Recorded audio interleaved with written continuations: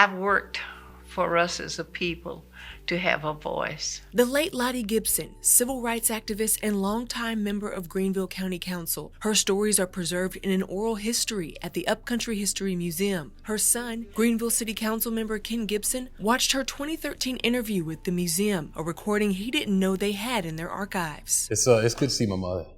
It's good to see Mama. He remembers some of the stories she shared, including a time when she sat in the whites-only section on the city bus. Bus had 3 white people and many black folk already standing up behind what is the second door on the bus. And of course I got on and sat down. That's my mother. Bus driver stopped the bus, asked me to move. And I said, no, I'm not gonna move. And while it didn't turn out to be no Rosa Parks, I still sat on. Then I got in a fight on the same bus because one of the white passengers on the bus, she came and tried to push me in the seat. That's definitely my mother. Fortunately, right before we got to where he perhaps was going to have me arrested, when he opened the door for somebody else to get off, I jumped off the bus and ran to the bus station where my parents worked. Councilman Gibson also remembers his mother's work with the NAACP. From organizing marches, sit-ins, gatherings, and pushing for equality, she was instrumental and inspirational in Greenville's civil rights movement. But my role in civil rights, I guess, has been mostly supportive. Jackie Robinson, the first black baseball player in the major leagues, visited Greenville in October of 1959 to speak at the South Carolina branch of the NAACP's annual meeting.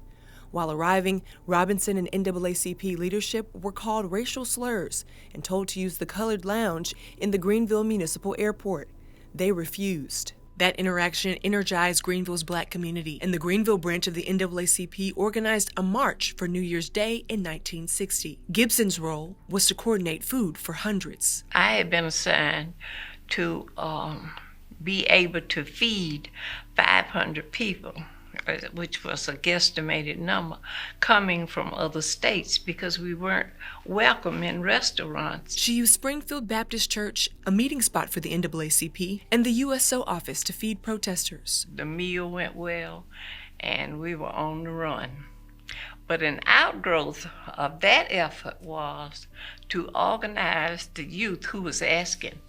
They were thirsty for activities. Leola Robinson, Horace Nash, Doris Wright, the list goes on. But there were some that participated in the marches from the time Reverend Hall got them organized. It was a system. They would come to the church and he would lecture them and tell them no matter what happened, no fighting, no spitting, no cursing, no talking.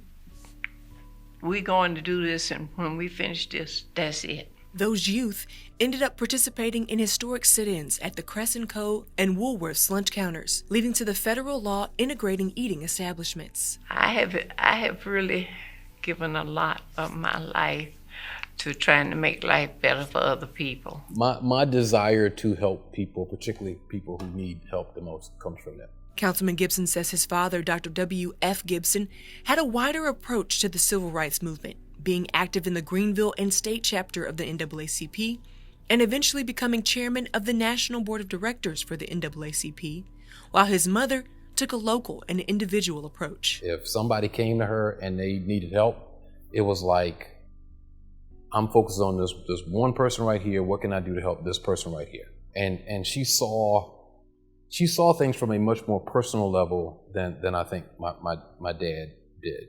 So yeah, I mean, my desire to help people and particularly, like I say, people who need help the most really came from her. He's proud that her legacy can be shared with the community. Her story and those of others who fought for equality in Greenville are preserved here in the Upcountry History Museum.